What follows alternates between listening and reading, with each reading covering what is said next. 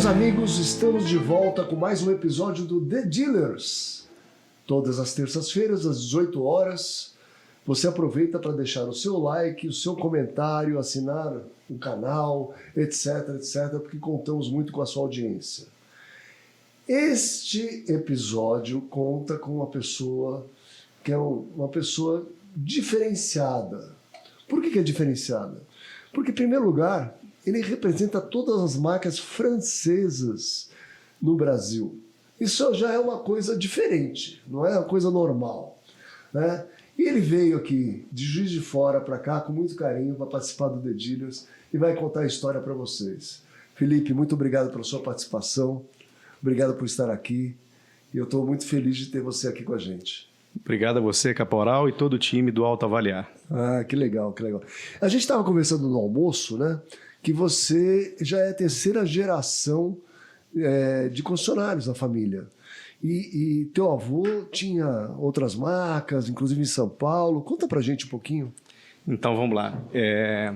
Eu sou neto de dois empresários aí que vieram do setor de automóvel. Meu avô materno, talvez o mais tradicional, assim vamos dizer, e foi um grande concessionário GM no Brasil.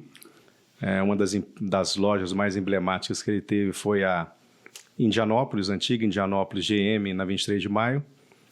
E do lado paterno também começaram com a Fiat na década de 70. E eu posso dizer que desde 2000 eu estou à frente dos negócios, mas desde muito cedo respiro gasolina. Você nasceu na concessionária, exatamente, né? Exatamente. Convive com isso a família há muito tempo. Há muitos anos. E teus avós são falecidos? São. Então, a operação não existe mais, aquela que existia antes. Não. Aquelas Porque operações... você representa outras marcas hoje, né? Sim. E aí, como é que teu pai resolveu partir para a marca francesa, japonesa? Então no início dos anos 90, veio essa abertura econômica, essas outras marcas, né, até então não conhecidas, vieram para o Brasil, e meu pai decidiu se desmembrar da família, né? O lado da minha mãe, que era o avô materno de GM, a gente já não fazia parte dos negócios, mas a nomeação Peugeot veio no ano de 97. Você é um dos primeiros. Um dos primeiros, talvez um dos mais antigos hoje no Brasil. Sobrevivendo. Sobrevivendo. Né? Agora, com essa nova gestão, né, a expectativa é muito melhor. Muito boa, né? Muito melhor. Mas ficamos com o Peugeot durante alguns anos, e 5, 6 anos depois veio a nomeação da outra francesa, que foi a Renault.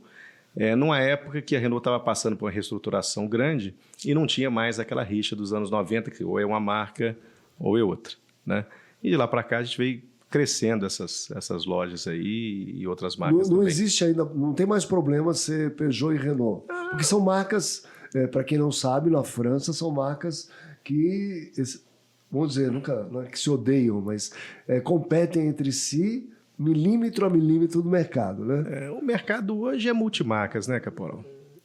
O mercado não é mais. O mercado, a gente entende que a montadora ela quer um representante que preserve o brand dela na área de atuação, que atenda bem os seus clientes e façam bons negócios, né? Eu acho que essa questão hoje da identidade, você representa uma marca X que é minha concorrente, todo mundo é concorrente de todo mundo e o mercado é multimarca. Ainda mais com os newcomers, né, vindo, muito marca chinesa, novas coreanas que não existiam na época. Você sabe que na década de 80, 90, quem era Chevrolet não podia ser Ford e vice-versa. Sim. Era proibido. Sim. E hoje existe até uma rixa entre Toyota e Honda, né? Sim.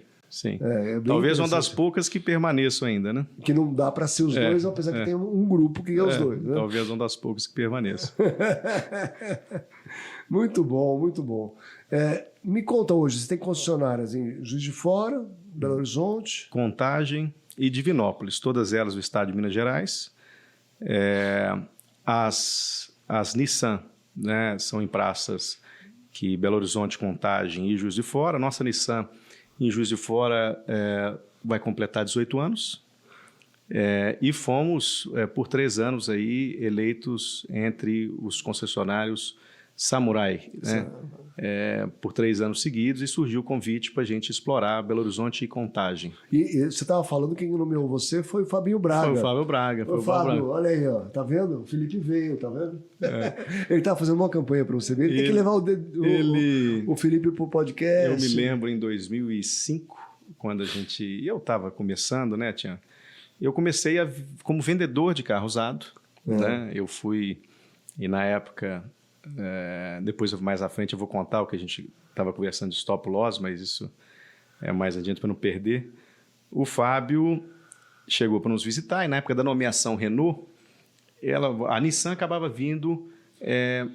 No começo foi Corner. Como Corner, e depois passou a ter uma loja independente, então a gente estava no processo seletivo da Renault, e surgiu a oportunidade também, naquela época, de representar a Nissan.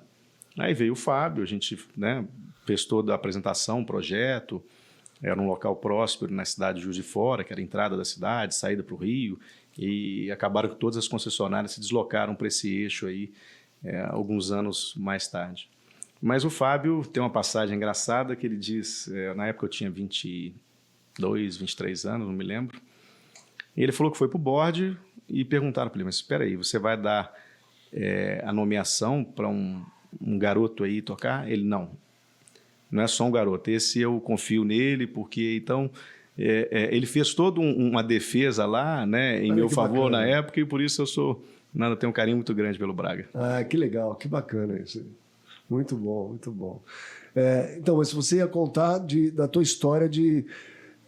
trajetória, né? Trajetória da Bolsa, como é que é isso aí? Você se formou em Economia? Eu sou formado em Economia pela Universidade Federal de Juiz de Fora e cheguei, durante a faculdade, em operar no mercado de capitais, gostava muito do mercado de capitais. E outro dia eu vi uma publicação sua no Instagram falando, né, do estoque de seminovos, o stop loss, né? O que muita gente... A gente, né, conversa com muito empresário e alguns pensam, não, é meu, tá pago, vou vender quando achar o cliente, né?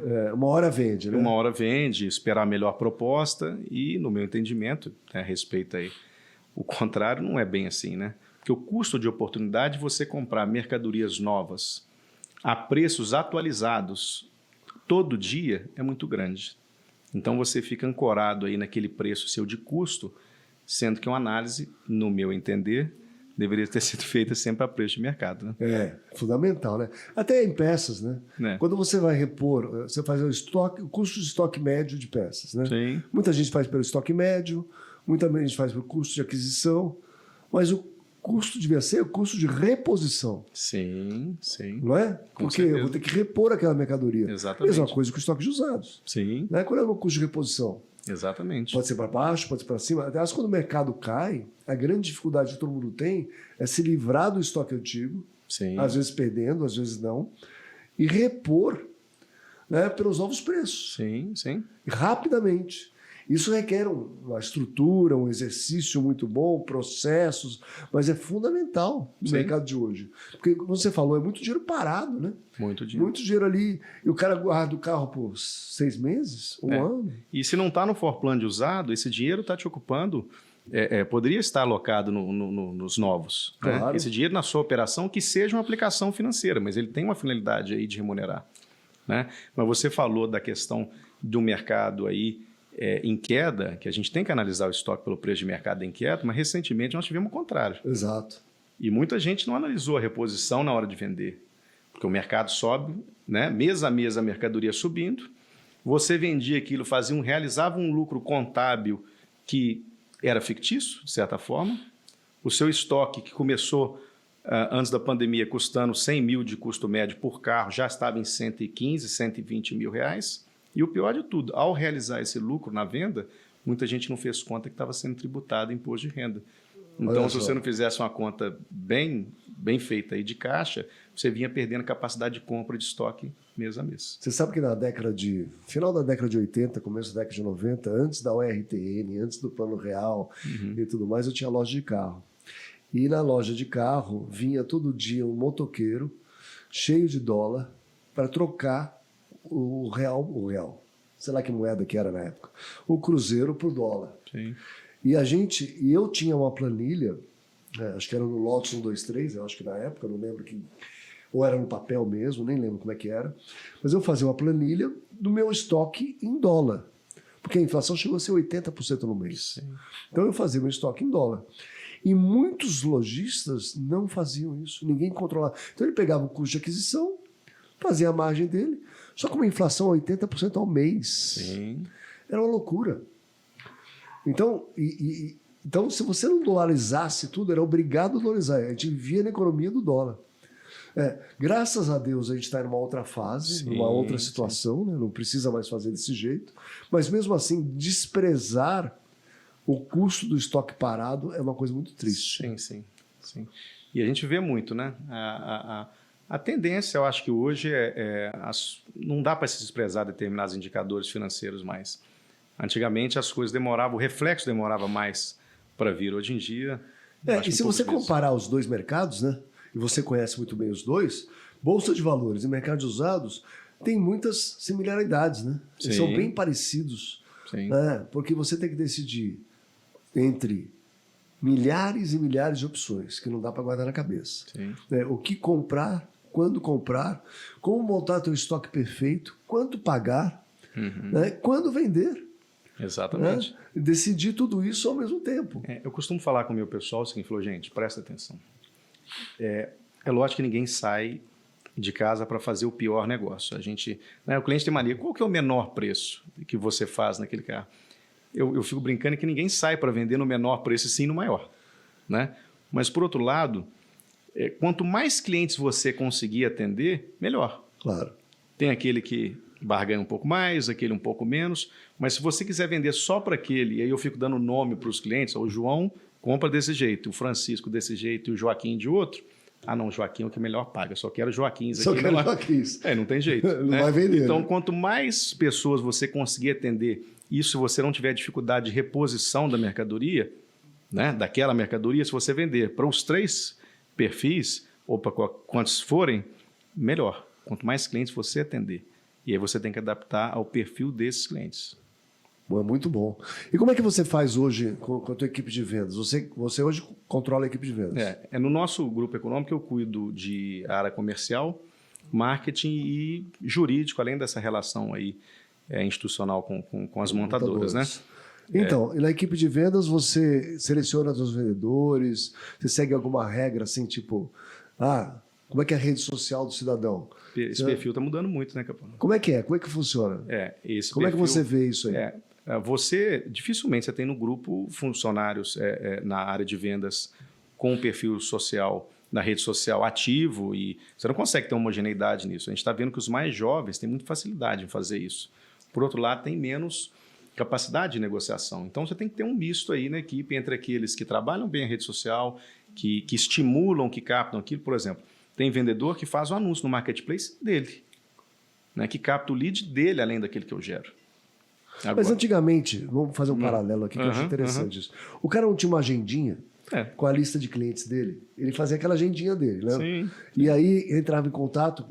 Era uma agenda telefônica mesmo, o cara podia anotar algumas coisas ali em volta, mas ficava ligando para todo mundo. Hoje, a rede social não é mais ou menos isso?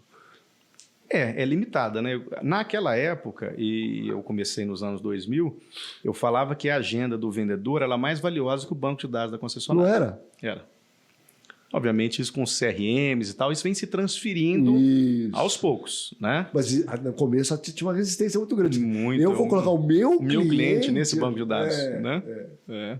No máximo colocava para emitir uma fatura, né? Nossa, a prospecção era terrível. Vamos fazer uma prospecção. Não tinha. Não tinha. Não, era uma resistência grande. Mas isso vem mudando. A rede social, você fala assim, ok, tem um alcance limitado, que são aqueles seguidores, mas tem gente que patrocina por conta própria. Tem gente que faz não só a promoção do produto que ele está vendendo naquele momento, até dele como profissional também. Eu costumo falar com a pessoa, falou, gente, para continuar como vendedor de automóvel, você precisa se adaptar, que seja para uma marca ou para outra. Porque senão esses jovens que vão entrar aí no mercado agora vão tomar o seu lugar em qualquer empresa que você for concorrer com eles. É exatamente isso. Eu lembro a época que eu implantei CRM em concessionária em 94, por aí, 93. Quando eu falei isso para alguns vendedores, eu falei, se for usar computador, eu tô fora. Olha que loucura, né? Hoje em dia parece uma loucura. Mas eu falo assim, tem que usar computador, então não quero. Me recuso. Mas, né? Eu ensino, eu dou gostava curso. de telefonar, de bater papo. E não era proibido fazer isso. Só que tinha que registrar alguma informação no CRM. E o cliente mudou também, né, Caporo? O cliente hoje não quer conversar mais, não tem tempo. Passa aqui para tomar um café. Mesmo na cidade pequena? Não consegue. Juiz de Fora tem 600 mil habitantes, não é tão pequeno. Não, Juiz de Fora não, mas você tem Divinópolis. Não vai.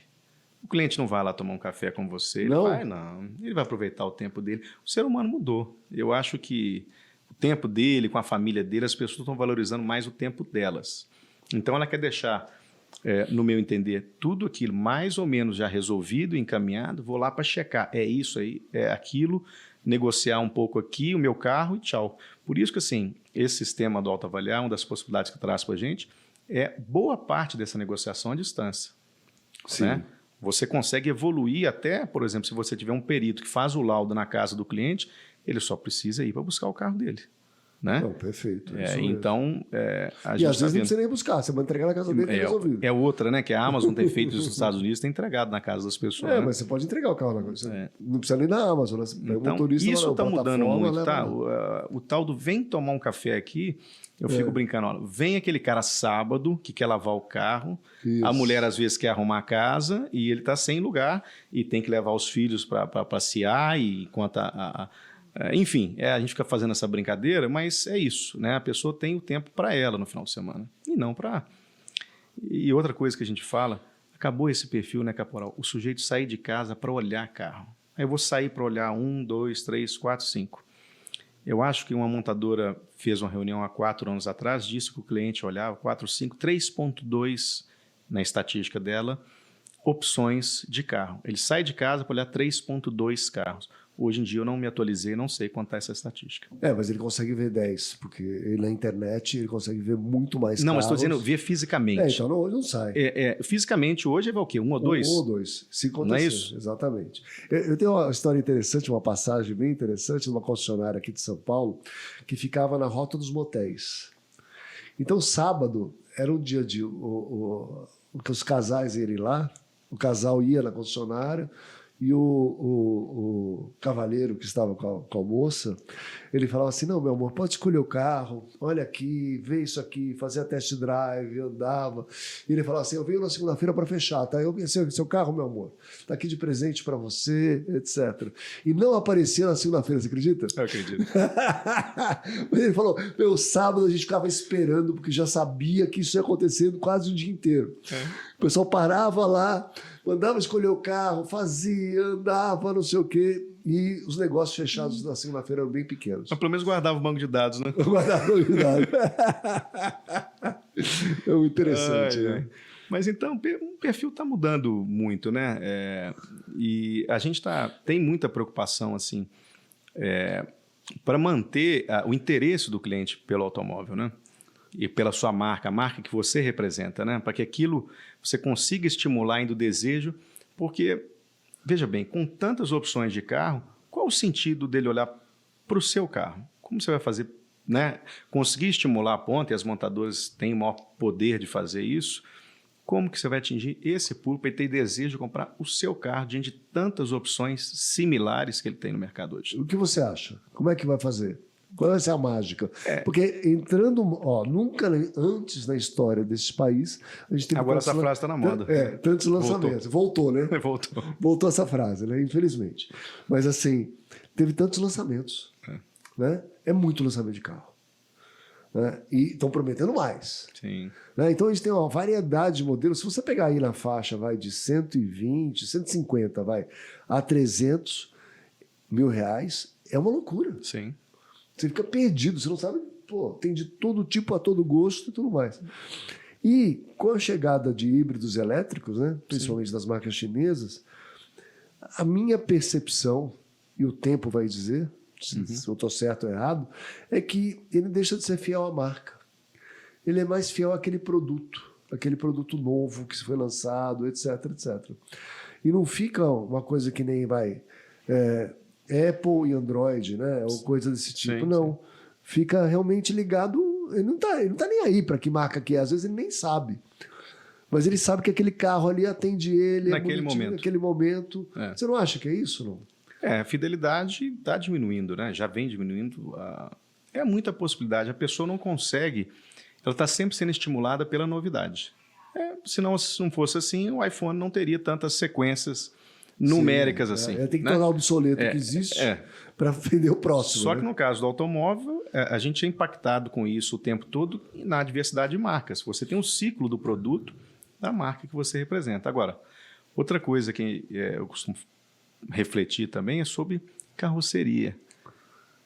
No meu entender, daqui a muito pouco tempo, não fará sentido ter tantas carrocerias no mundo automóvel. Por exemplo, sedã, SUV... Um sedã pequeno, um sedã médio, um sedã grande.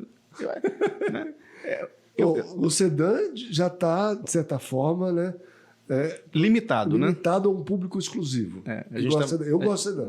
A gente estava até falando, eu uso um sedã. Para a estrada é uma maravilha. Mas, né, saiu para pegar uma estrada de sítio... E aquela história que você fala muito bem, né? Cresceu 10 centímetros aí do vão do pneu, 15 centímetros, virou SUV. Virou SUV. Brasil, praticamente todos são SUV. Mas assim, se você for parar para pensar, uma montadora com um line-up com tantas carrocerias, faz sentido? Né? Para o cliente isso faz sentido? Mas a estrutura é a mesma, né? Se você pensar... chassi, se não for monobloco, né?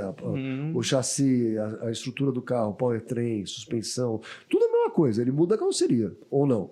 Se você pegar os carros da Stellantis mesmo, né? Misturado agora os franceses, italianos, sim. Né? E americanos. Sim. Tudo misturado ali. Se você olhar para powertrain, estrutura do carro, etc., um é muito parecido com o outro, é igual. Ele trocou só a carinha de cima. A Stellantis até se confunde, né? E ela trabalha muito bem assim, a parte da etiqueta, né? Porque, veja só, agora tinha uma picape para ser lançada, a expectativa é que ela viesse com a etiqueta da Peugeot.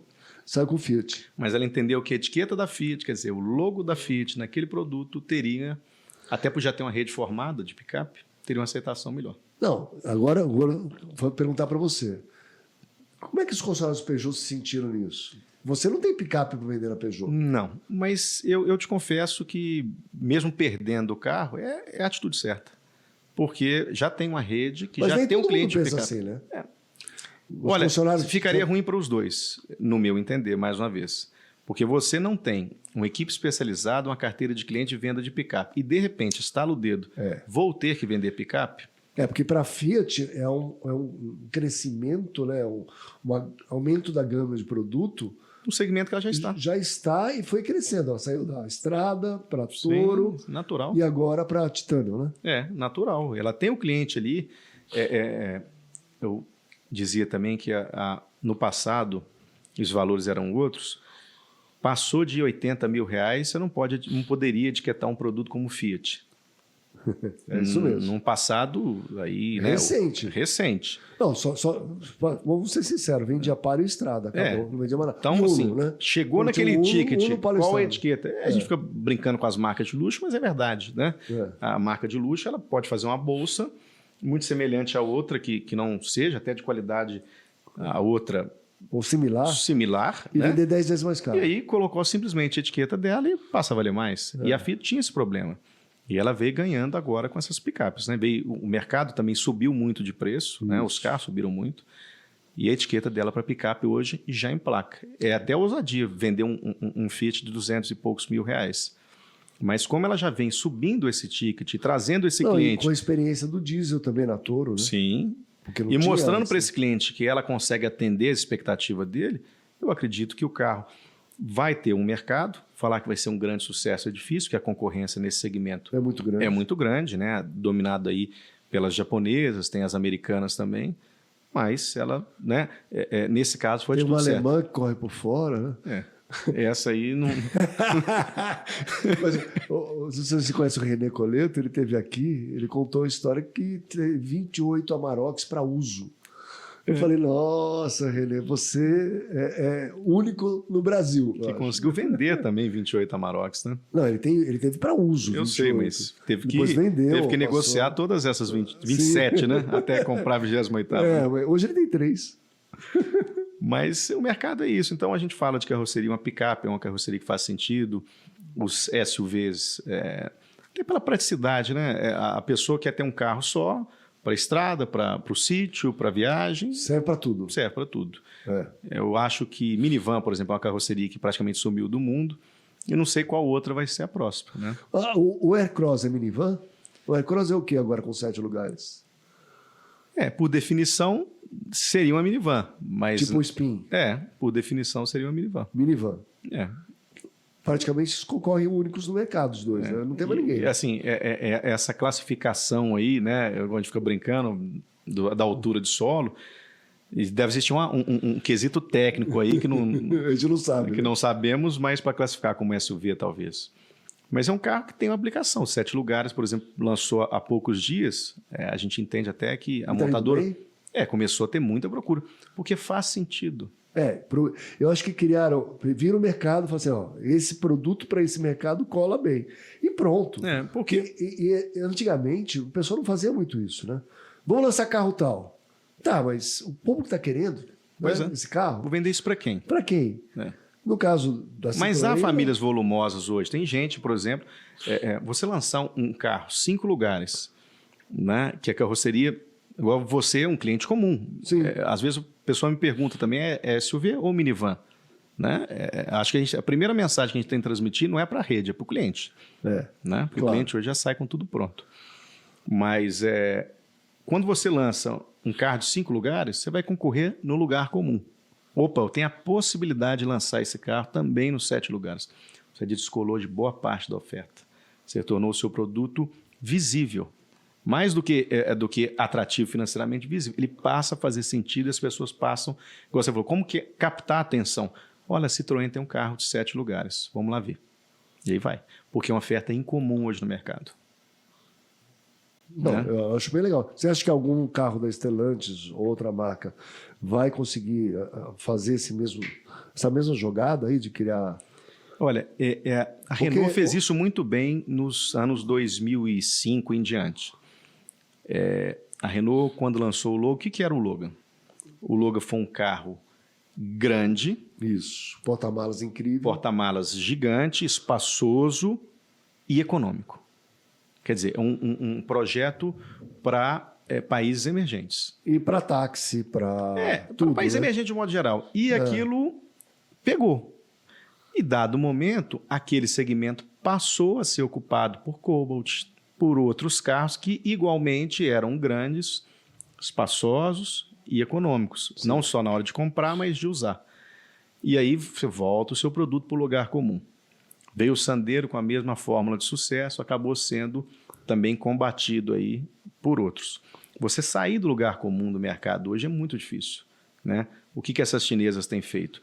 Um carro moderno, elétrico e acessível, de certo ponto, acessível. Sim. Agora, grande ponto de interrogação disso, eu acho que vai vir daqui a 2 anos, quando se colocar esse veículo no mercado. Comprei um chinês, elétrico, tive uma vida, né, confortável com o carro, me atendeu de forma satisfatória. Vou trocar, paguei 150 mil. Aí vou bater numa concessionária X, que hoje não vendia, mas hoje já está vendendo elétrico. Paga quanto? Aí eu vou pagar 45% da FIP. 45% da FIP. O elétrico, como usado, a primeira coisa, não sei se você já teve oportunidade, eu sempre tive um MacBook. Eu tenho um MacBook também. E aí, eventualmente, eu vou desfazer dele, e é um computador que muita gente gosta de comprar usado, porque ele dura bastante. Aí, 2 anos, eu vendo meu MacBook. Primeira pergunta que a pessoa faz. A bateria. Quantos ciclos tem a bateria? Eu já sei até olhar, eu vou lá naquele... Isso, aparece quantos lá. Quantos ciclos tem? E no carro elétrico? Eu tenho o MacBook desde 2011, o mesmo. Primeiro, o mesmo? É um Pro? É um Pro, mas eu tenho desde 2011. E ele é o segundo, porque acho que o primeiro é 2008, sei lá se tinha. E esse 2011 eu já troquei um monte de coisa dentro.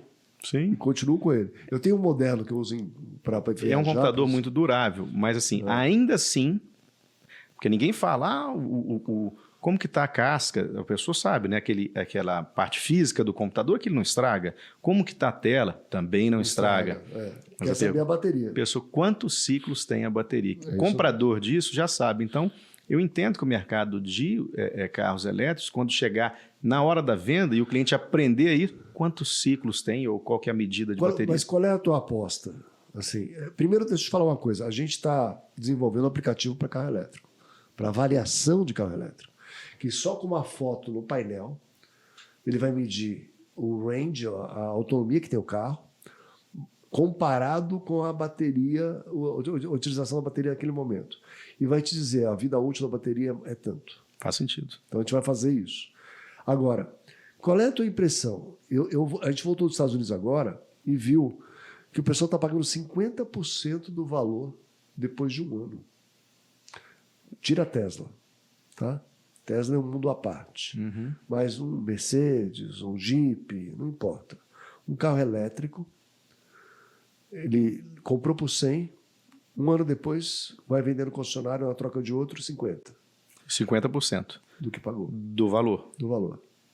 É surpreendente. É. Eu imaginava que já seria em 65%. Então, aí o que está acontecendo, pelo menos nas concessionárias que a gente visitou, a pessoa opta por uma combustão. Não quer mais carro elétrico. E aí escuta isso, e a resistência é interessante, porque dá interno, inclusive. Os gerentes... Não tem como mudar o comportamento do consumidor. Quem está balizando isso é o comprador. Eles já fizeram testes, entendo eu, pagando mais. Olha, nós estamos renovando uma frota de veículos test drive agora, elétrico. Obviamente foram também comprados em outro preço, né? Sim. A indústria automotiva, 1 ano e meio atrás, para carros elétricos, estava vendendo... Está vendo o Kwid a 150 mil, né? Não preciso nem citar, mas muitas outras mais estavam vendendo nesse preço. E hoje, a aceitação desses carros usados, não só, né, o Renault, ela é muito limitada, né? E aí a gente tem que pensar o seguinte, bom, o carro elétrico é para quê? É para a cidade? Porque, para mim, o maior limitador do carro elétrico é a estrada. Ah, não, você tem uma autonomia de 400 km. Ok, se eu quiser andar 500? Você entendeu? O carro elétrico hoje é um limitador da sua distância. Ele passa a ser inconveniente. E o pessoal fala muito assim, mas quantas vezes você viaja por semana ou não sei o quê? Pega você. Você deve viajar 2, 3 vezes por semana. Pelo menos 2 vezes por semana. 2 vezes por semana. Que pega estrada com uma distância acima de 200 km. Sim. Ué? Não, você pode parar ali para... Mas se eu não tiver tempo para isso... Não, e quando você chegar no teu destino, você pode carregar. Tá, mas... Se eu não tiver tempo para isso, né? Passa a ser um limitador da sua rotina, entendeu? Então, eu acho que assim, o carro elétrico para dentro da cidade... Eu acho perfeito. E ele ainda fará muito sentido. Que tem muito torque, tem muito... É perfeito. Né? Eu acho que ele ainda vai bem. Agora, o carro elétrico para a família como primeiro, como único carro, eu ainda não vejo sentido nisso. A menos que o cenário de carregadores mude muito, enfim. Você acha que os carros que estão sendo vendidos hoje, de 150 a 300 mil, elétricos, né? Hoje tem 2 montadoras vendendo bastante. Sim, né? sim. É a Great Wall e a BYD. Exato. Tá, ótimo. Eles vão voltar por quanto? Olha, eu imaginava que 50% do valor, mas eu vou mudar o meu pensamento depois que você já me antecipou que nos Estados Unidos os 50% é no primeiro ano e não no segundo. Primeiro ano. Né? Então, quer dizer, eu já imagino que vai ser pior ainda esse retorno. Até porque é lei de oferta e demanda. Quantos foram vendidos e quantos vão retornar? Agora, vou falar ao contrário. Pensa o seguinte, se você fizesse as contas, o ideal era comprar um carro elétrico desses de 150 mil, usar até acabar. Sim. Aí era perfeito. Esquece o valor de revenda. Mas você vai querer... Nós somos contra isso. Né? Óbvio. Por natureza, sim, por ter atividade. nascido no comércio de veículos, a gente é contra isso. Né? Eu não quero que ele use até acabar. Mas o carro não resiste no Brasil 8 anos. Na bateria, no tempo da bateria. O carro não resiste, a suspensão não resiste, a lataria não resiste. Eu acho que a bateria resiste o resto do carro. O resto do carro não resiste. Então você vai dizer para uma pessoa que tem um poder aquisitivo de comprar um carro de 150 mil, que não, para valer a pena, você tem que ficar 8 anos com o carro. Fala, não, mas eu compro combustão. Esse discurso, quando ele começa a limitar o que a pessoa tem que fazer, tem direito de fazer ou não, ele perde sentido. Outra coisa, não, mas você economizou tantos reais de combustível, aí você tem que abater isso na depreciação, fica 0 a 0. Meu amigo, aí perdeu o sentido. Eu tenho um carro elétrico, eu poderia ter um carro turbo, eu poderia ter um prazer de dirigir melhor que um carro elétrico. Então, esses discursos aí, né, que cada montador acaba puxando para o seu, para convencer o cliente, isso vai ser o grande choque lá na frente. Porque o cliente, não, mas eu comprei um carro elétrico caro, eu poderia ter comprado um sedã de 150 mil reais, né? Nós representamos a Nissan, tem um belo sedã de 150 mil reais, a pessoa compra um Kinder Ovo, desculpa a palavra, né, de 150 mil reais. É isso. Tem a finalidade? O carro pequeno é ótimo para a cidade, né? Eu gostei do Kinder Ovo. Um Kinder Ovo, né? Surpresa vem daqui a 2 anos. Só você descobre a surpresinha depois. Mas assim, porque a gente fala, não é no sentido pejorativo, não, por ver exemplos aí, que até me assustou essa questão da depreciação desses carros. Aí que está a surpresa. Então, a ideia era justamente usar mais. Caporal, quem compra esses carros hoje está apostando no futuro. É uma aposta de futuro, né? Olha, eu estou me antecipando a uma tendência de futuro. Eu não digo nem a questão ecológica, porque quem compra não está preocupado. O brasileiro não está preocupado com isso. Não, a principal, nos Estados Unidos, quando você retira o incentivo do governo, o carro se torna inviável. Né? Então, os incentivos, e na Europa já tiraram, parou de vender. Uhum. Então, ele vai primeiro pelo bolso, como todo mundo. Sim. Eu costumo dizer assim, o governo ele só se reelege e tudo mais pela economia. Pela economia. Os caras estão sentindo que ele está ganhando mais dinheiro, está mais feliz, está conseguindo comprar coisas para a família, etc. Para ele, isso é prosperidade. Sim. Então, esse governante serve. Ele não está muito preocupado com política internacional, com, sei lá, estrutura de aeroportos, de estradas. Ele quer saber o seguinte: eu estou ganhando mais dinheiro, estou mais feliz. Tá bom para mim? Tá bom para mim? Não é assim que faz o voto funcionar? O carro é igual, né? Então, aí se ele notar que ele tem uma economia e consegue ficar com o carro mais tempo, talvez ele fique e troca. Eu acho muito difícil. Então, tem uma coisa aqui que você falou muito bem, assim, né? Porque fica um discurso vazio. Eu tenho que ficar com o carro muito tempo, então eu não vou trocar por outro. Uhum. Né? Pô, eu trocaria o meu elétrico por outro elétrico igual? Igual não. Então eu tenho que lançar um melhor, o número 15, o número 16, para tornar aquele obsoleto. Na hora que eu torno esse obsoleto, e eu estou vendendo mesmo o outro por 150 também, porque ele substituiu esse, e isso acontece hoje muito mais rápido do que acontecia antigamente. Exatamente. Quanto vai valer esse? Né? Eu já tenho um de 150 top, com mais autonomia muitas vezes. Às vezes não é questão de atualizar software, é atualizar hardware mesmo. Então ele tem um inversor melhor, uma bateria melhor, não importa. Tem lá alguma coisa melhor que faça ele ter mais autonomia, mais confiabilidade, sei lá o que for. E aí eu tenho esse que comprei, né, que eu paguei 150, que eu não consigo repor. Só que o custo de reposição do outro é o mesmo. Sim. Então, quanto vai valer esse? E você já parou para pensar, o que faz uma pessoa trocar de celular? Vamos falar da Apple de novo, do iPhone, porque o que eu uso é o que eu... o que faz uma pessoa trocar de celular? No meu caso específico, é quando meus aplicativos não rodam mais. Mas geralmente é o quê? Primeira coisa, bateria. Bateria. Nós vamos falar sempre de bateria como primeiro lugar. Memória. Memória. Sim. E câmera. E no câmera. caso do celular. E para carro? Para carro elétrico? Primeira coisa... Bateria. Bateria. Que é o que custa mais caro no carro. E o resto? Ninguém sabe. Ninguém sabe. Entendeu? Vai atualizar o quê? Então, eu acho que é muito legal a gente estar vivendo esse momento, que é um momento de transição. Ou transição para um momento futuro só de elétrico, ou até para voltar para alguma outra situação que a gente não sabe. A gente vai presenciar isso. Eu não vejo o combustível fóssil acabando, também pelo menos na nossa geração. E se pensar que a gente tem ainda álcool para queimar, né? Não, eu não vejo isso acabar. Porque é uma alternativa, porque não é fácil produzir essas baterias. E ninguém falou ainda de descarte, né? Não. Como é que vai descartar? Estou vendo todo mundo falar recentemente agora, as discussões hoje estão, vamos montar, vamos investir, empresários conhecidos meu, em postos de recarga. Faz todo sentido. Para mim, na estrada, né? Porque a pessoa, na rotina do dia a dia, ela abastece igual o celular. Isso. Né? Onde é que você sente falta da bateria? Quando você está fora de casa. Claro. Quando você está fora do seu Exatamente. dia a dia. Por isso que você leva um power bank na mochila. Estou viajando, estou sem carregador, estou fora de casa. Aí eu preciso. Então, na estrada pode fazer sentido essas redes de abastecimento. Mas é um incógnito ainda quantos carros terão, né? Como que a gente vai usar isso, se isso é seguro manter na estrada. Furto de cabo no Brasil, né? Acontece. E bastante. Então, essa estrutura, será que vai ser bem montada? Se você vê, falando da estrutura, a gente tinha um carro elétrico em Portugal, a gente trocou agora. Né? A gente tem uma operação lá na Europa. O nosso head da operação internacional, que ele vive em Portugal, ele saía para ir para o Porto, por exemplo. Preferia de moto. São 300 quilômetros. Portugal é um país de 10 milhões de habitantes. 300 quilômetros. Ele fala assim, eu vou de moto. Ele tem uma BMW, eu vou de moto porque eu fico mais seguro. Olha só. Olha, é loucura isso, né?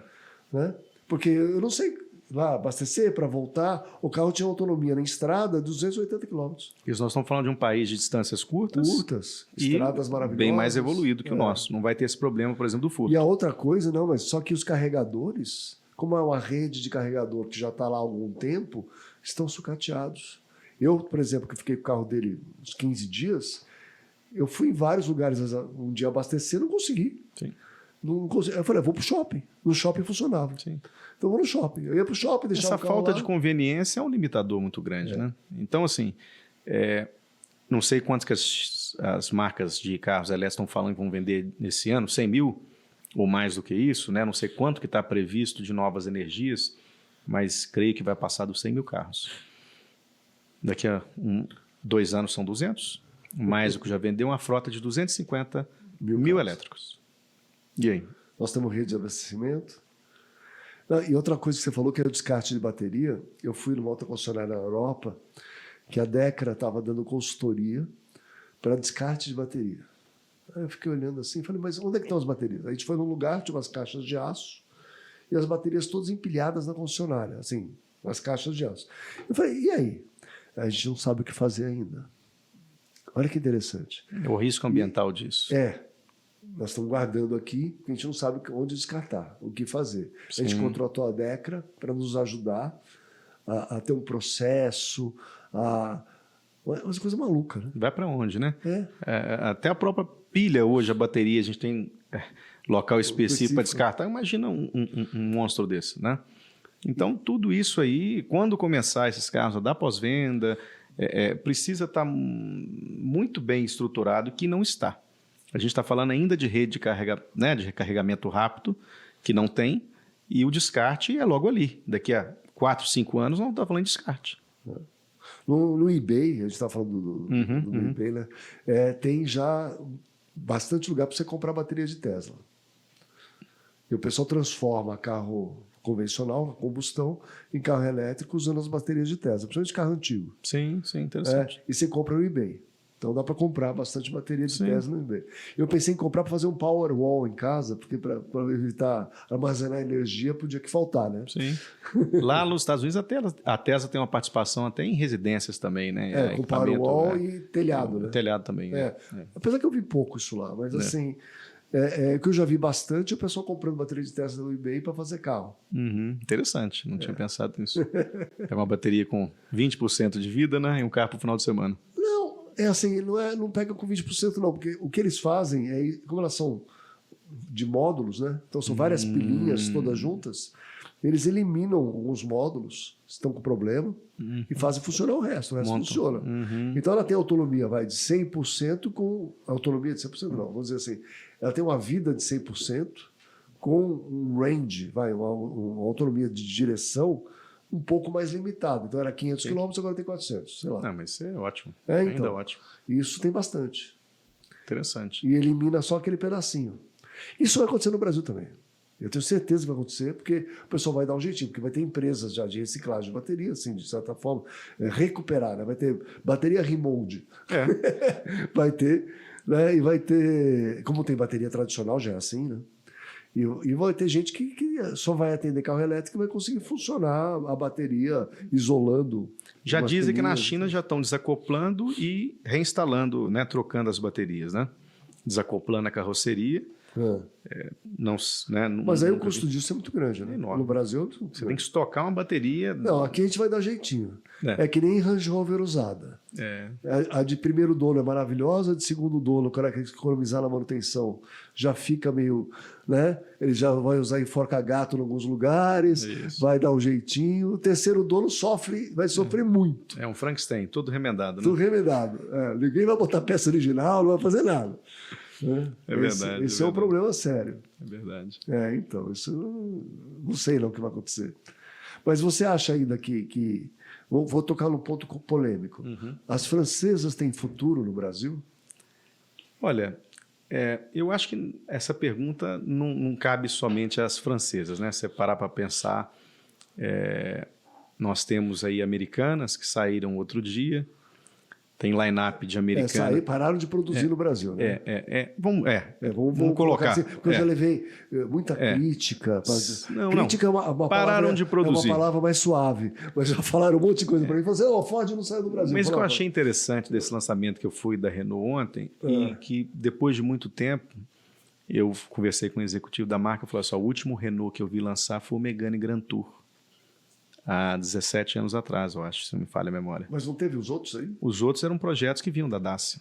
Tudo Dacia. Não é Renault puro, tá? Então, o que eu penso? O público Renault, daquela época que a gente trabalhou e vendeu esses carros, hoje pode retornar à marca. Porque, para ele, o acabamento peca. Renault, no meu entendimento, está resgatando a identidade dela, desde quando ela começou no Brasil.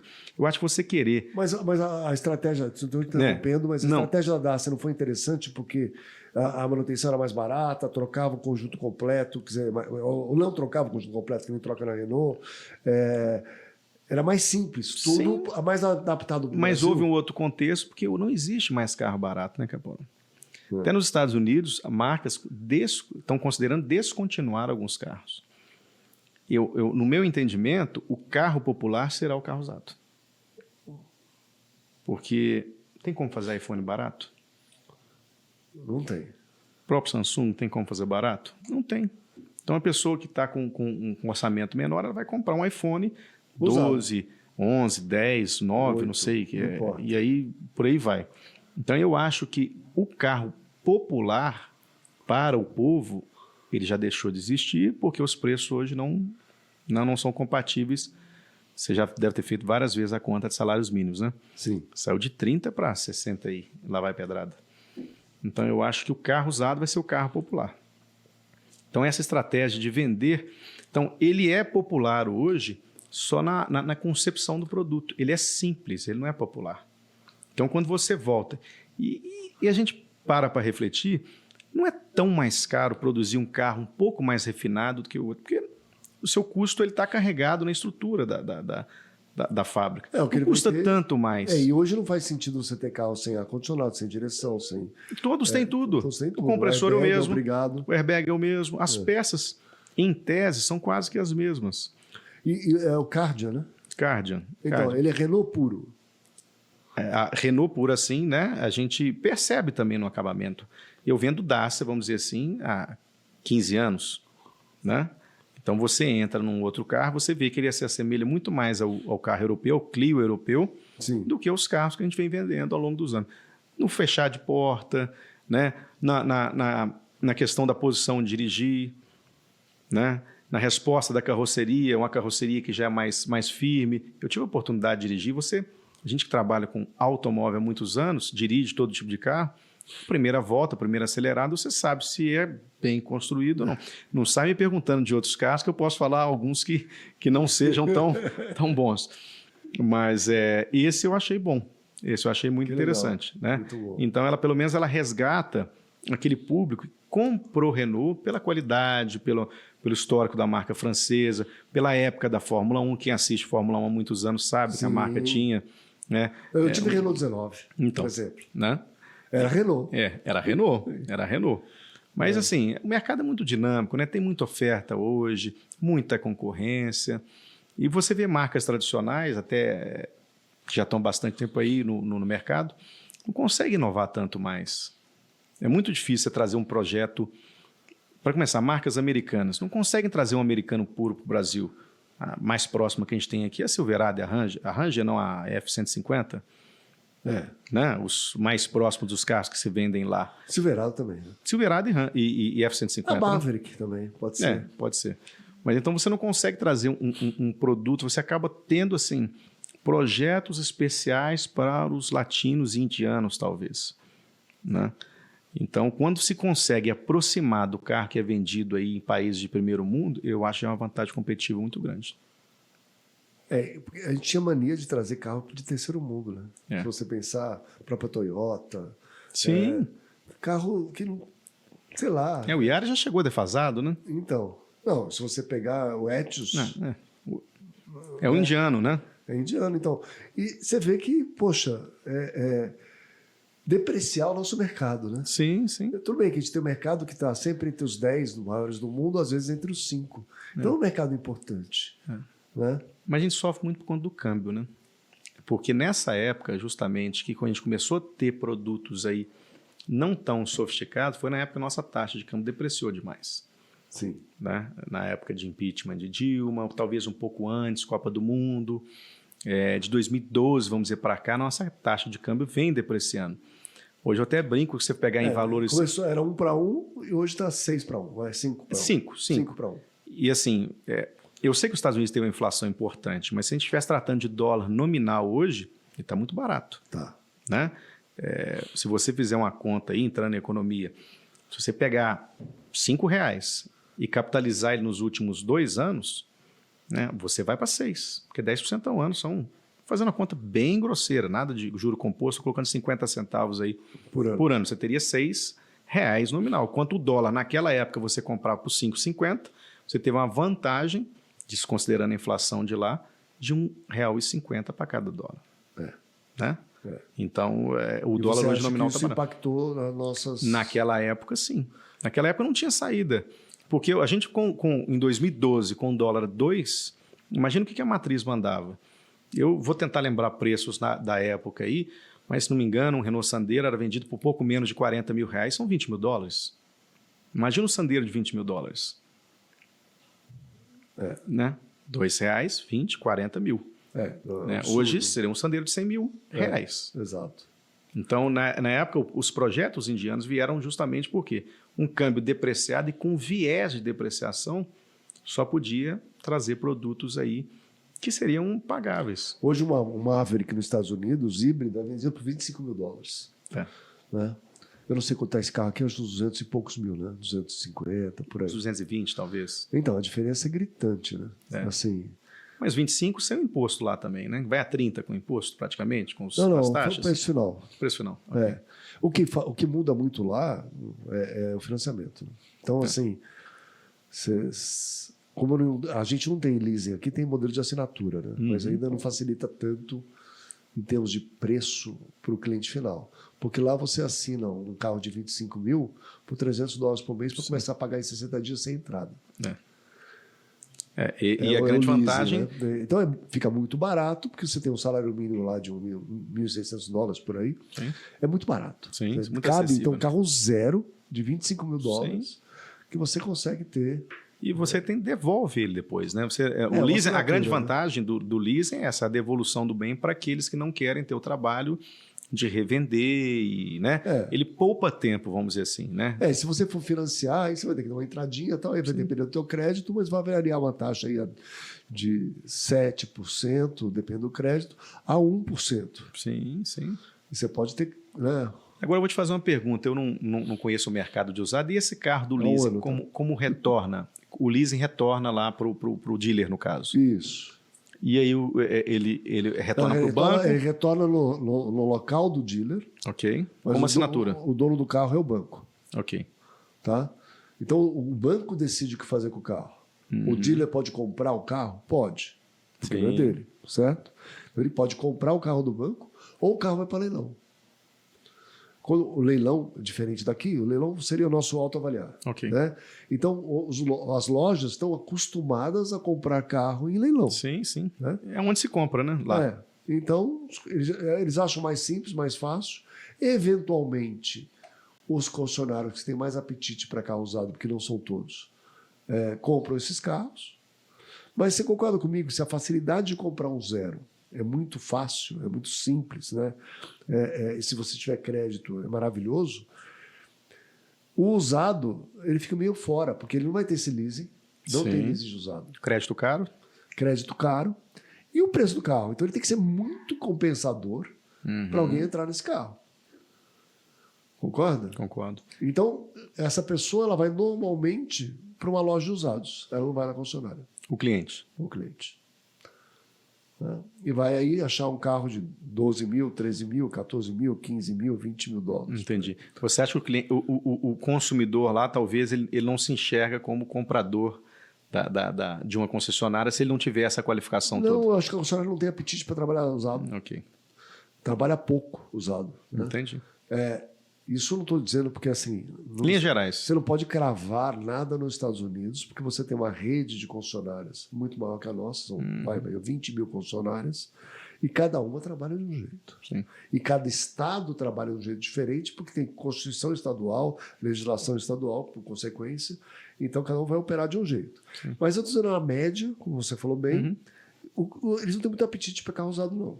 Entendeu? Dá mais trabalho. Se eu vendo muito fácil o novo, Sim. pensa como era o Brasil há 20, 30 anos atrás. Sim. Eu não queria saber de usado na E concessionária. até outro dia, né? Até outro dia vendia esse novo muito fácil, né? Então. Até 2012 o Brasil chegou a quase, sei lá, 2013. 3,6, Né? 2012. 12 foi o pico. 3,6 milhões de carros. Então, quer dizer, o departamento de usado era algo, se você tivesse, muitas das vezes, fazendo um repasse com lucro, até porque o caixa ali, né, a gestão de caixa era muito mais rápida do que hoje a necessidade de caixa, né? E satisfazia, né? Então, nos Estados Unidos ele pensa, acho que exatamente assim, ele repassa o carro com margem. Quando ele vende o carro... Vai colocar tantos dias de giro, talvez? Ele revendeu o carro na troca, pensou o carro na troca, tudo bem. Eu tentei várias vezes lá, quando eu morava lá, comprar carro usado na concessionária, não consegui. Então eu tive carro usado que eu comprei de particular, carro usado que eu comprei de lá, porque minha missão nos Estados Unidos era experimentar todas as modalidades de compra de carro, como consumidor, para sentir coisas que eu não tinha aqui. Né? Então eu fiz carro no financiamento, fiz carro no leasing, fiz carro à vista, fiz carro como Uber.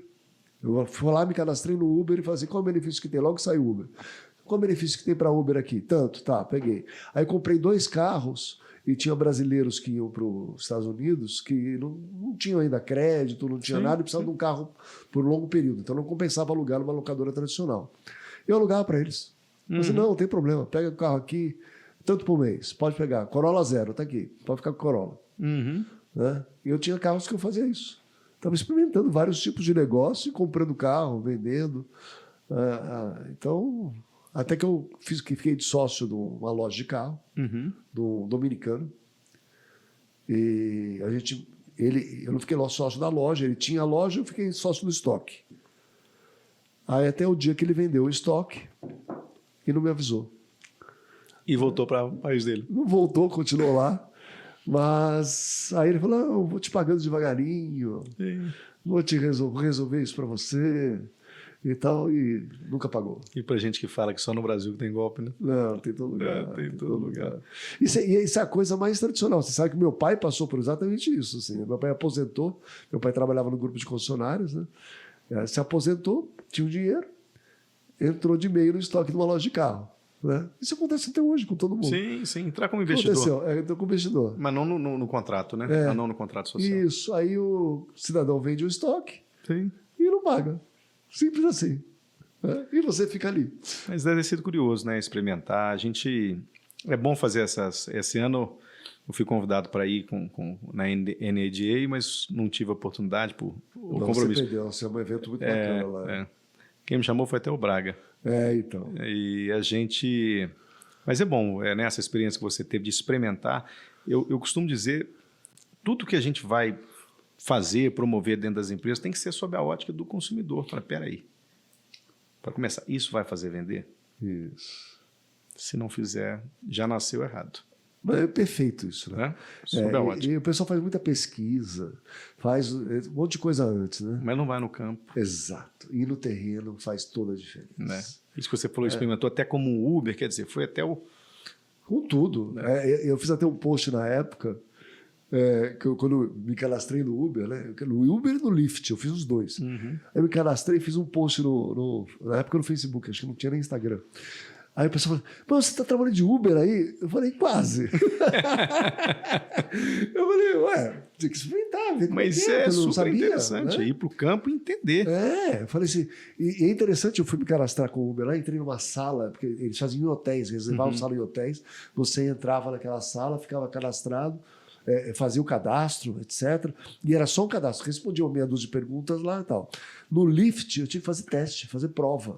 Prova prática e escrita. Eu falei assim, como assim prova? Então você levava teu carro, o cara avaliava teu carro inteiro, tudo separado. O Uber não teve nada disso. Muito interessante.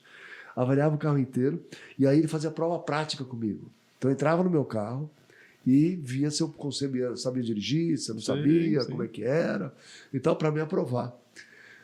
Eu falei, vou viver tudo isso aqui, ué. Estou aqui. Com certeza. Eu também gosto muito, na verdade, você perceber.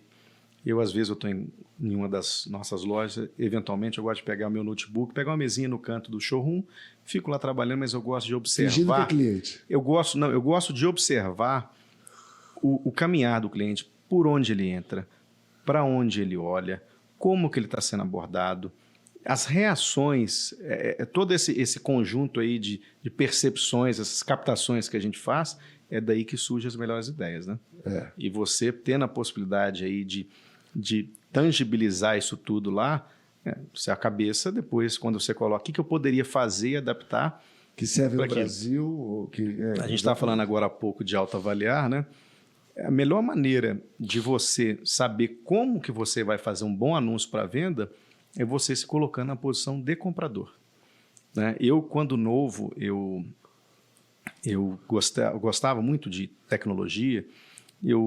Com 10 anos, eu fiz Data Control. Você ouviu falar desse curso? Já ouvi falar. Que teve um problema depois, né? O cara Data acabou Control, exatamente. falindo. Eu era muito novo, então sempre gostei muito de tecnologia também. Mas acabei seguindo para o comércio. Você perde um pouco Mas falamos de Mercado Livre, que não era nem Mercado Livre, e Bazar. E eu, com uns 13, 14 anos, o Mercado Livre estava ainda como Ibazar, era um sistema de leilão, e o eBay também. Então, eu comecei a fazer o seguinte, eu percebi que tinha artigos aqui no Brasil que eram demandados, que tinham lá no eBay, e o contrário. Então, na época, eu não tinha nem cartão de crédito. Eu falei, pai, me empresta seu cartão de crédito? Aí ele falou, para quê? Primeira pergunta, pai, para quê? Não, porque eu vou comprar. Aí ele falou assim, vou deixar você fazer uma. E o eBay, na época, o sistema de recebimento era via PayPal, que era tipo o AutoPay que vocês têm hoje, né? Que é uma transação blindada em 2 etapas aí, que ele recebe e te acredita depois. Account, é isso aí. Então, só que como é que vai trazer esse dinheiro para o Brasil? Via crédito em cartão de crédito, não tinha outro. E aí, o que eu fazia? Eu vendia depois, eu comprava coisas no Mercado Livre para vender lá também.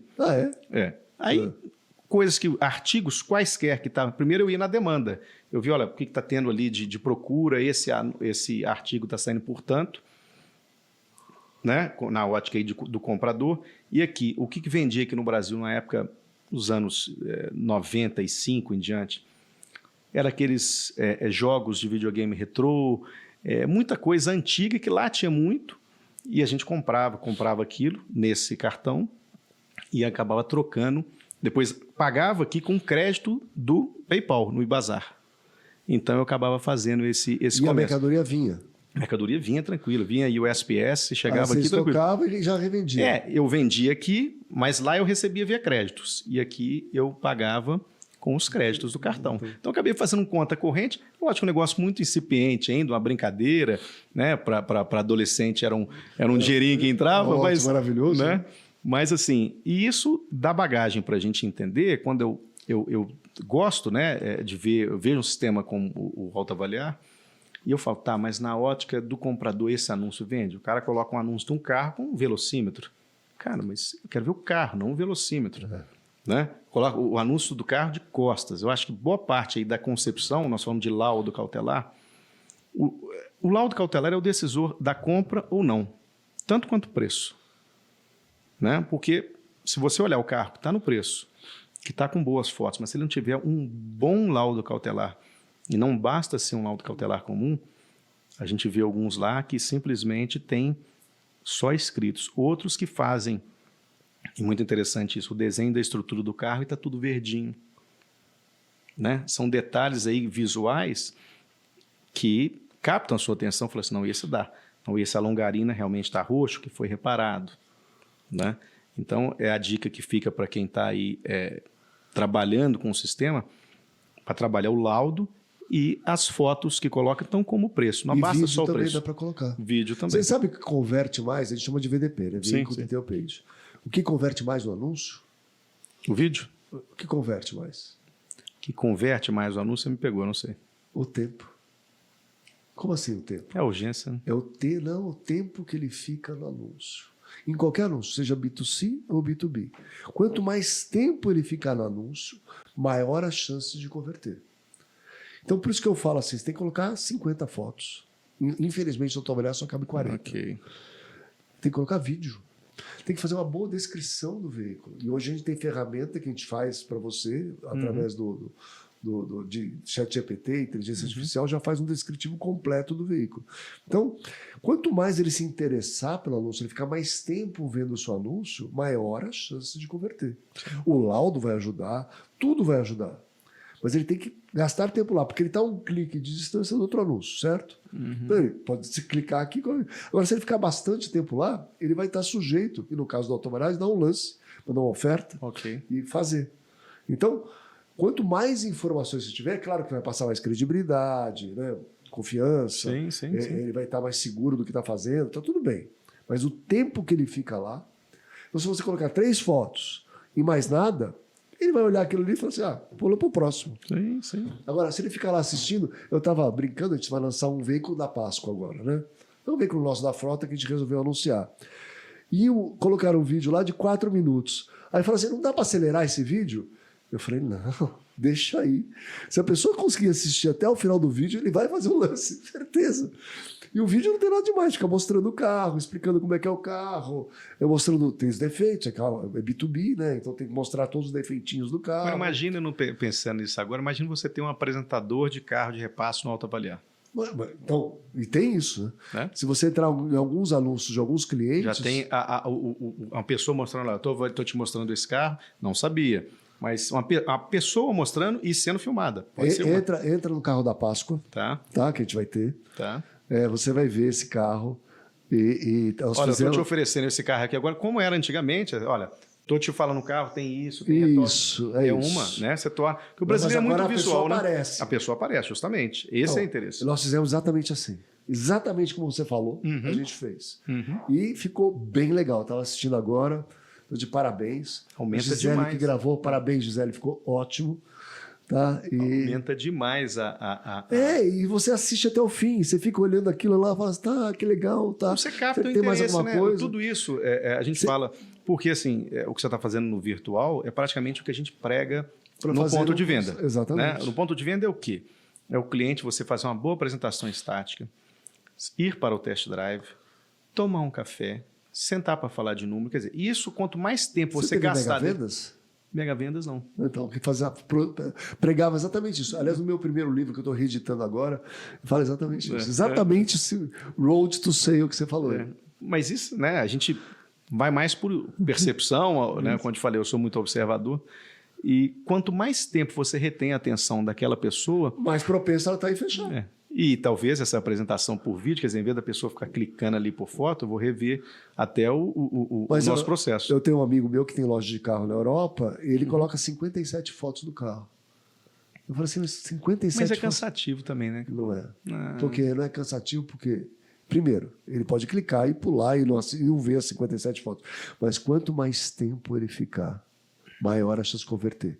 Isso é cientificamente provado, de VDP. Tá? Então tem vários estudos. Ele ficou muito tempo ali, a chance de converter é maior. Ok. Então, se você oferece mais... Porque quando você coloca mais fotos, você está oferecendo mais informação. Sim. É só isso. Tá? Ele assimila aquela informação se quiser. Mesmo no vídeo, ele pode clicar na metade e parar de assistir. Sim. Então, a informação está lá disponível. Você fala assim, o laudo tem que ser mais completo, mais confiável. Sim. Tá, então, o laudo é um atestado, né? Isso. É um mas atestado. o atestado tem que ter uma página, 10 páginas, não importa. Ele tem que ser objetivo. Exato. Ele tem que ser claro, né? Mas mesmo assim, eu estou falando assim, ele tem que estar lá completo. Sim. Isso vai fazer ele reter ele mais no anúncio, passa mais credibilidade, passa mais confiança, ele vai fechar o negócio. Uhum. Ou, pelo menos, converter o anúncio. Como diz converter um anúncio é ele mandar uma proposta, mandar um bid, etc. Pode ser que não compre o carro no final, mas Sim. ele tentou. Essa do vídeo é muito interessante, muito interessante. Quando eu comecei no passado, eu ficava vendo determinados anúncios aí, o mercado americano já vem fazendo vídeos para demonstrar produto há muitos anos, né? Salvo engano, há 10 anos ou mais. Ou mais. E os vídeos... No porque, YouTube, assim, inclusive. Então, você falou coisa certa. O maior site de pesquisa do mundo, qual é? Do mundo. É o site de pesquisa. Google. Qual é o segundo? YouTube. Deve ser. Se você começa a colocar todos os teus carros com vídeo no YouTube, você ranqueia a tua concessionária no YouTube. E ela começa a subir organicamente, porque você tem uma quantidade de vídeos absurda Nós temos lá. um canal no YouTube. Isso. Mas normalmente o concessionário não grava o vídeo dele do carro usado, porque quantos carros usados você vende por mês? Vende 200. 200 carros por mês são 200 vídeos. E o vídeo, ele tem que ser caseirinho. Ele não é um vídeo extremamente produzido. É que nem você falou, não precisa fazer nada muito com produção nem nada. Não. Faz um vídeo de verdade cantando o carro, explicando, o carro é assim, assim, assim. Mas a questão do vídeo, ela converte muito, né? A gente tem uma empresa em Belo Horizonte, os nossos amigos da TV do Carro, e eles têm um canal fechado, né? E vinham anunciando, fazer um VT aí de tantos segundos nas concessionárias, fala de novo, fala de usado, aquele clichê, aquele produto pra gente tradicional, né? Eu quero fazer um contrato com vocês assim, eu vou comprar o produto de vocês, mas eu quero aproveitar a videoprodução, o seu locutor, eu quero fazer reels, eu quero fazer vídeos para o YouTube com esse mesmo contrato. Uma parte vocês vão veicular no canal de vocês, a outra parte vocês vão me dar o direito de veicular nos meus canais. Então, quer dizer, isso aumentou a nossa produção de vídeo, praticamente, não vou dizer automatizou, né? Porque depende da pessoa, mas você não tem aquela sessão mais, olha, eu vou ter que hoje gravar vídeo. Não, já vem num lote. E a gente está com a facilidade até de fazer um input nisso nas redes, no YouTube, porque já tem esse material. Pode ser uma vertente também começar a fazer isso de usado. Claro. Né? E isso, quer dizer, o usado é muito mais dinâmico que o novo, né? Porque o novo você muda o preço de um mês para o outro, está resolvido. O usado não, o carro é único, né? Exatamente. Né? É o seguinte, vamos lá. Vou dar um presente para você. Passou muito rápido, então a gente nem sentiu o tempo passar. Sim. Mas tem um presente aqui que é oferecido pelo nosso apoiador. Garrafa de vinho para você já tomar esse final de semana. Opa, muito obrigado. Mais uma camiseta. Esse é italiano, são os que eu mais gosto. Ele traz direto da Ligúria e da Toscana. A filha mora na Toscana, ele é importador de vinhedo. Vinhedo e Cataduva, né? Sim. E aqui tem uma camiseta de Edilhas para você tem oportunidade de conhecer, usar a camiseta de Edilhas. Perfeito? E eu agradeço muito a tua participação, muito legal. Obrigado mesmo, viu? Oportunidade maravilhosa.